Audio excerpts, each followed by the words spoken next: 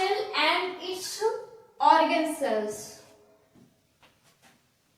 ये हमारा plant cell है, पौधों की कोशिका है। इसमें सबसे पहले हमारी आती है कोशिका झिल्ली, जिसको हम कहते हैं कोशिका भित्ति। कोशिका भित्ति क्या है? यहाँ पे हमने अभी पिछले वीडियो में आपको सिर्फ फिगर बना के सिर्फ समझाया था, लिखा नहीं था। अब मैंने यहाँ सारी चीजें लिख दी है, आप यहाँ से नोट कर सकते हो। कोशिका भित्ति क्या है? पहली बात तो पादप कोशिका क्या है? पादप कोशिका प्लांट सेल्स, ये पौधे की कोशिकाओं के अग्रभाग होते हैं। जैसे आपको पौधे की जड़ जब दिखती है तो उसमें कई ऐसे, ये पौधे की जड़ है तो इसमें मिट्टी के बाहर आपको कुछ ऐसे रोएदार दिखते होंगे, ये होते हैं पादप कोशिका। इसमें एक प्लांट में क्या क्या होता है उसी को हम कहते हैं प्लांट सेल पादप कोशिका। कोशिका भित्ति क्या है तो लिखना है। पहली कोशिका भित्ति, यहाँ पे आप लिख सकते हो, यह निर्जीव पदार्थ सेलुलोज की बनी होती है और यह कोशिका को आदान प्रदान कराती है। जैसे कोशिका भित्ति क्या करती है? ये निर्जीव परत की बनी होती है और ये कोशिका को इसके अंदर पादप कोशिका में आदान प्रदान करवाती है, मतलब आने का भी और जाने का भी कार्य करती है कोशिका भित्ति। अगला टॉपिक हमारा आता है कोशिका कण क्या है। पिछले वीडियो में हमने आपको पढ़ाया हुआ है और फिगर बना के समझाया हुआ है, आप वहां से देख सकते हैं फिगर के बारे में। यहाँ से हम आपको लिखाने का कार्य करेंगे। कोशिका कण क्या है, यहाँ से आप देखिए, यह वर्णात्मक पारिगम्य सजीव लचीली दोहरी परत से बनी होती है। कोशिका के अंदर विभिन्न प्रकार के पदार्थों के आवागमन पर नियंत्रण रखती है। अर्थात कोशिका के जो कण होते हैं, ये पूरा वर्णन इसमें हुआ है और उसमें पारिगम्य आप देख सकते हो। पारिगम्य का मतलब आना भी और जाना भी।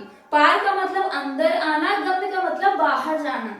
तो सजीव, इसमें सजीव कण आएंगे, लचीला जिसमें लचीले भी होंगे, दोहरी परत से बनी होती है। इसके अंदर अर्थात जो निर्जीव पदार्थ सेलुलोज की बनी हुई है, निर्जीव सेलुलोज की परत जो है, उसके अंदर जो है वर्णात्मक पारिगम, वो सजीव है, लचीली है और दोहरी परत से बनी हुई है।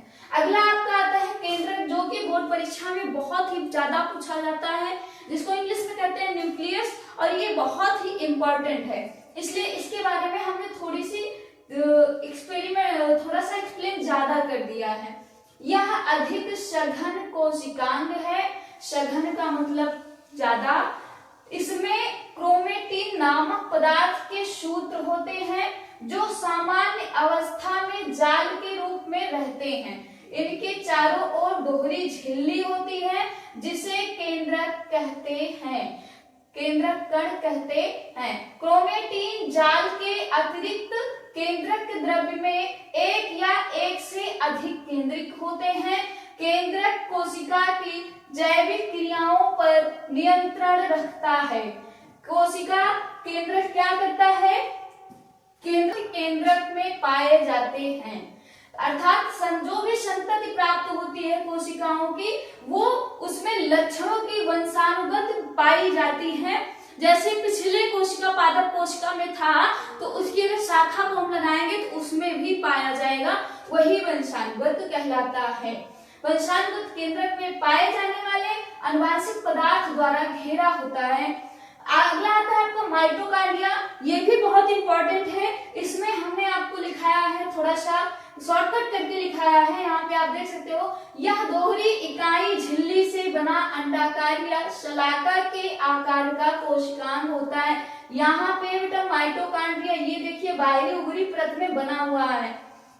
भीतरी इकाई की झिल्ली अंदर की ओर अनेक उभार बनाती है। यहाँ से उभार बनाते हुए यहाँ से ये अंदर को जाती है। उसके बाद इन्हें क्रिस्टी भी कहते हैं, इसी को क्रिस्टी भी कहते हैं। माइटोकांड्रिया के मैट्रिक्स में श्वसन विकर पाए जाते हैं। इसके मैट्रिक्स में श्वसन मतलब सांस लेने की भी क्रियाएं होती हैं।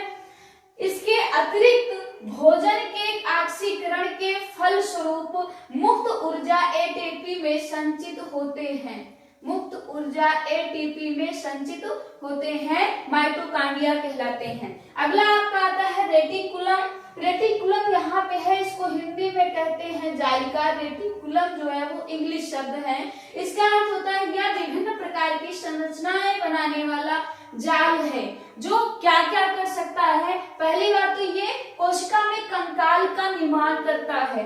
दूसरा, विभिन्न प्रकार के पदार्थों का कोशिका द्रव्य में संवहन करता है। प्रोटीन संश्लेषण में भी सहायक होता है रेटिकुलम। अगला आपका आता है गोल्गी बॉडी। हमने यहाँ लिखा है, इसको इंग्लिश में जब लिखेंगे तो लिखेंगे गोल्गी बॉडी। गोल्गी बॉडी क्या कहलाता है? यह कंकालों से बनी थैली नुमा संरचनाओं का समूह होता है। ये आप देख रहे हैं यहाँ पे ऐसे बना हुआ है, ये थैली नुमा कंकालों से बना होता है, थैली नुमा संरचनाओं में बना होता है। इसी को हम कहते हैं गोल्गी बॉडी।